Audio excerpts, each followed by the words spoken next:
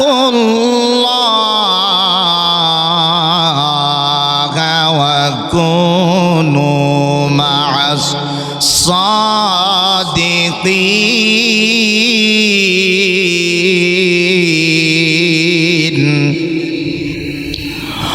وقال أيضا صدقت يا ربنا. وأما الشان في الحبيب وعن أنس بن مالك رضي الله تعالى عنه قال قال رسول الله صلى الله تعالى عليه وسلم لا يؤمن أحدكم حتى يكون أحب إليه من والده وولده والناس أجمعين. رواه البخاري. وعن أبي هريرة رضي الله تعالى عنه قال قال رسول الله صلى الله تعالى عليه وسلم أي الإسلام خير؟ قال تطعم الطعام وتقرئ السلام على من عرفت ومن لم تعرف. رواه البخاري. সকলে জবান ছেড়ে চিৎকার মেরে দুইটা হাত উঁচু করে করেন আল্লাহু আকবার। في شان حبيبه إن الله وملائكته يصلون على النبي يا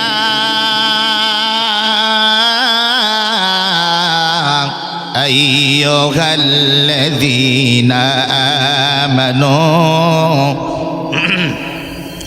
صلوا عليه وسلموا تسليما.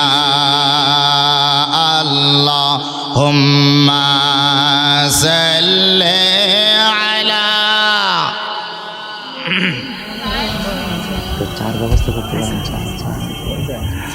وعلى آل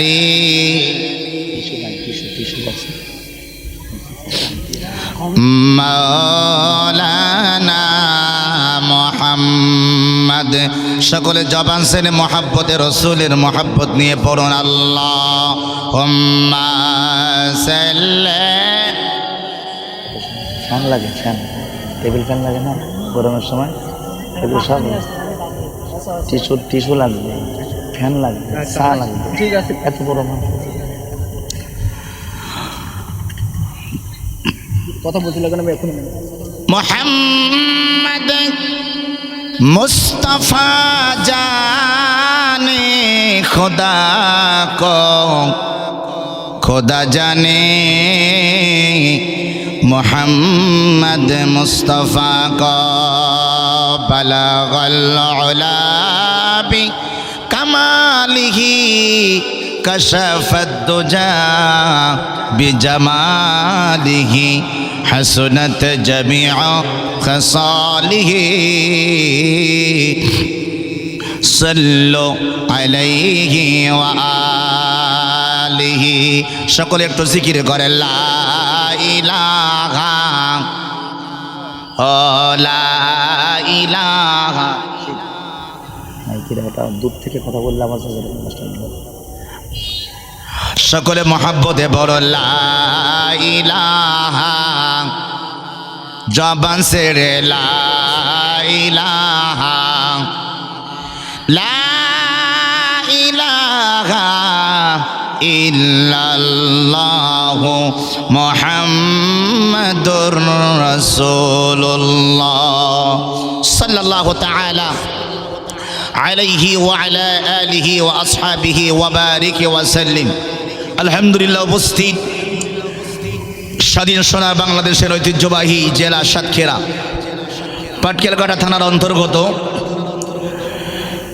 যোগীপুকুরিয়া ইসলামী সাহিত্য সিদরাতুল মুনতাহা ও এলাকাবাসীর যৌথ উদ্যোগে ঐতিহাসিক তাফসীরুল কোরআন মাহফিল, আজকের মাহফিলের স্বনামধন্য সভাপতি জনাব আলহাজ নাজিমউদ্দিন সানা সাহেব, আতারাল্লাহু উমরাহু ওয়া বারাকাল্লাহু ফি হায়াতিকা ওয়া ইলমিকা। সকলে বলছি আমিন। আজকের মাহফিলের স্বনামধন্য আলোচক, সম্মানিত প্রধান মেহমান আলা, সারা বাংলার পরিচিত মুখ, মিশর জামিয়া আল আজহার বিশ্ববিদ্যালয়ের সম্মানিত ব্যক্তিত্ব। বিশ্ব মিশর আল আজহার বিশ্ববিদ্যালয় থেকে কোরআন এবং সায়েন্স থেকে তাফসিরে উচ্চতর ডিগ্রি প্রাপ্ত আন্তর্জাতিক খ্যাতিসম্পন্ন মুফাসসিরে কোরআন আল্লামা ডক্টর সাদিকুর রহমান আল আজহারি আতার আল্লাহু উমরাহু ওয়া বারাকাল্লাহু ফি হায়াতিকা ওয়া ইলমিকা। সকলে বলেন আমিন। আজকের মাহফিলে আমার সামনে বসা আছেন দিনদার পরহেজগার মুত্তাকি পরহেজগার ভাইরা, কোরআন প্রেমিক ভাইরা, রাসূল প্রেমিক ভাইরা। আজকের আলো এই মাহফিলে আলোচক হিসেবে রয়েছেন এই এলাকার কৃতি সন্তান, বিশিষ্ট ইসলামের সঙ্গীত শিল্পী, বর্তমান সময়ের আলোড়ন সৃষ্টিকারী বক্তা হাফেজ এম নাইমুর রহমান সাহেব, নয়াঠোলা এ উইনের মডেল কামিল মাদ্রাসা ঢাকা। আল্লাহ পাক রব্বুল আলামিন জাতির এই ক্লান্তি লগ্নে গোটা পৃথিবীর মুসলমানরা যখন নির্যাতিত, ঠিক এমনই একটি মুহূর্তে আল্লাহ পাক আমাদেরকে কোরআনুল কারীমের এই জান্নাতি পরিবেশে, জান্নাতি মজমায় আমাদেরকে আসার এবং বসার তৌফিক দান করেছেন। আমরা খুশি হয়ে বলছি আলহামদুলিল্লাহ। আরো জবান ছেড়ে দুইটা হাত তুলে বলি আলহামদুলিল্লাহ, সুবহানাল্লাহ, লা ইলাহা ইল্লাল্লাহু, আল্লাহু আকবার, ওয়ালিল্লাহিল হামদ। সকলে উচ্চ স্বরে দুইটা হাত খাড়া করে দিয়ে বলুন। কারেন্ট চলে গেছে, মানে ভোল্টেজ পাচ্ছে। হ্যাঁ, আমি ওইরকম কিছু ভাবতেছিলাম যে ভোল্টেজ আপ ডাউন করতেছে। আপনার টেপ লাগবে।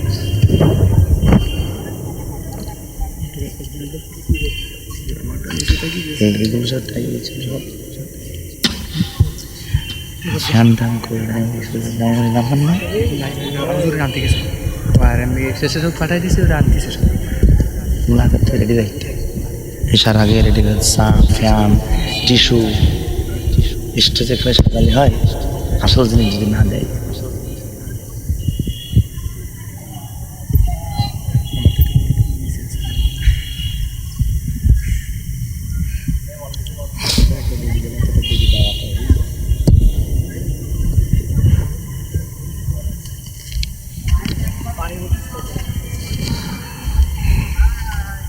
তোমারটা কই? তোমারটা এটা? আচ্ছা আচ্ছা।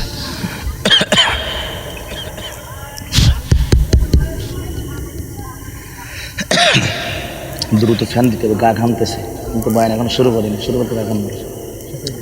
মাঠের কমিটির লোক নাই,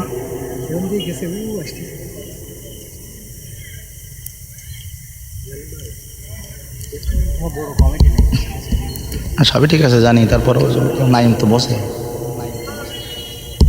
হ্যালো হ্যালো, সম্মানিত উপস্থিতি, আজকের কোরআনুল কারীমের মজলিসে আল্লাহ পাক রব্বুল আলামিন আমাদেরকে এত সুন্দর জান্নাতি নিয়ামতে, জান্নাতি পরিবেশে, লাইনটা এখনো স্পষ্ট আসে নাই, জান্নাতি এই পরিবেশে আল্লাহ পাক রব্বুল আলামিন আমাদেরকে কোরআনুল কারীমের মতন এত মহাগ্রন্থ মহিমান্বিত এই প্রোগ্রামে আল্লাহ পাক রব্বুল আলামিন, হ্যালো, আগের সাউন্ডটা আসতেছে না তো, কণ্ঠ টানতেছে। আল্লাহ পাক আমাদেরকে বিকেলবেলা যে পরিবেশটা ছিল, এই বৃষ্টিটা হওয়ার পরে আমি মনে মনে ভাবতেছিলাম যে আজকের এই বৃষ্টিটা মনে হয় আমাদের জন্য রহমত। সুবহানাল্লাহ পড়েন। কারণ গরমের যে একটা তীব্র তাপদাহ ছিল, সেটি কিন্তু এখন নাই, আছে বলেন। তাহলে আমি বুঝতেছি যে যেরকম বৃষ্টি হয়েছে, এতে মাহফিলেরও অসুবিধা হবে না, আবহাওয়াটা কিন্তু নরম হয়ে গেছে। এতে করে মানুষের কোরআনুল কারীমের তাফসীর শুনতে আরো আরামদায়ক হবে। কি বলেন আপনারা, ঠিক না? সবার জন্য এটা আরো ভালো হবে, সুন্দর হবে। তো সম্মানিত উপস্থিতি, যারা মাইকের আওয়াজ পাচ্ছেন কোরআনুল কারীমের মজলিসে, সাতক্ষীরা জেলার মাহফিলের নিয়ম হলো কি, যে মানুষ যদি ঈশার নামাজের পরে পরপর যদি বয়ানে চলে আসে, তাহলে কিন্তু রাত্র 12টার ভিতরে শেষ করে দেওয়া সম্ভব। কি বলেন আপনারা, সম্ভব না বলেন? অবশ্যই সম্ভব। কিন্তু আমরা কি করি? আমরা কোরআনুল কারীমের ময়দানে আসি 11টার সময়।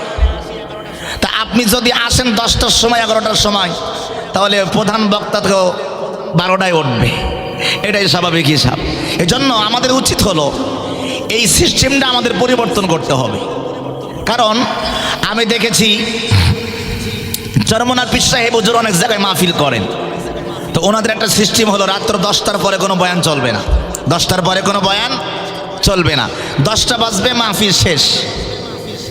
এইরকম পরিবেশ হলে আপনাদের ঘুমেরও বিঘ্ন ঘটবে না, আগামী দিন যে আপনার কাজ রয়েছে আপনার কাজের কোনো বিঘ্নতা ঘটবে না, এবং আপনার রাত্রেও জাগা লাগবে না, সুন্দরভাবে আপনি মাহফিল করতে পারবেন। মাহফিলের সিস্টেমটা যদি এরকম হয়, বিশেষ আলোচক বাদ মাগরিব থেকে এসা এবং ঈশান নামাজের পর থেকে রাত্র 10টা পর্যন্ত প্রধান বক্তা, আপনারা সবাই আওয়াজ করে বলুন পরিবেশটা কি ভালো হবে না খারাপ হবে? সবাই আওয়াজ করে বলেন ভালো না খারাপ? ভালো। কিন্তু সাতক্ষীরা জেলায় যদি এরকম আয়োজন করা হয়, মাগরিবের পরে কি দর্শক খুঁজে পাওয়া যায়? সবাই কথা বলেন, যায় না। তো এখন আমার ভাইরা, এবার যখন রাত্রে বক্তা যখন 12টায় উঠবে, প্রধান বক্তা ওয়াজ শুরু করবে, আধা ঘন্টা পরে ময়দান খালি। কেন? তখন সবাই টাইম দেখবে, হাই রে রাত 12:30 বাজে, তাহলে তো কালকে কাজ আছে, আর তো থাকা যাবে না। এইবার আস্তে আস্তে ওটা শুরু করে আর মাহফিলের পিন্ডি চটকায়। কথা বলেন ঠিক কি না? এটা করা যাবে না। একজন আলোচক, একজন দায়ী যখন কথা বলবেন, তাকে কথা বলার মতন সুযোগ পরিবেশ আপনাকে করে দিতে হবে। আর আপনারা যারা মাহফিল এসেছেন, আপনাদের কাছে উদাত্ত আহ্বান থাকবে, রাত দীর্ঘায়িত না করে সকাল সকাল চলে আসেন, আবার সকাল সকাল বাড়িতে যান। মাহফিল এটা দুনিয়ার কোনো সাধারণ মজলিস নয়, কারণ দুনিয়ার সব মজলিসের জন্য অর্থ দিয়ে, টাকা দিয়ে, চেয়ার দিয়ে, বিরিয়ানির প্যাকেট